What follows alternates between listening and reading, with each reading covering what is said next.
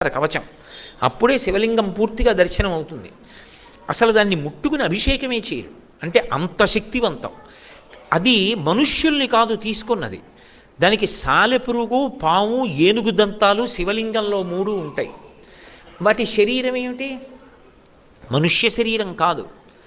కానీ అవి కాళహస్తీశ్వర లింగంలో శాశ్వత స్థానం పొందాయి. కాళహస్తి లింగం కింద ఉంది, ఆయన కన్నా పైన ఎవరున్నారు? ఒక చించు ఉన్నాడు, కన్నప్ప. కన్నప్పని కొండ మీద కూర్చోపెట్టి స్వామి కింద కూర్చున్నారు. దేని చేత? భక్తి చేత.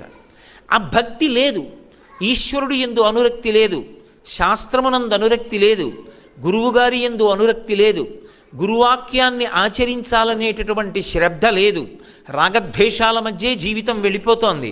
కింతే నవపుష, ఏమిటి శరీరానికి ప్రయోజనం? నరజన్మ పొంది మాత్రం ఏమిటి పొందగలుగుతాం? దానివలన ఏమిటి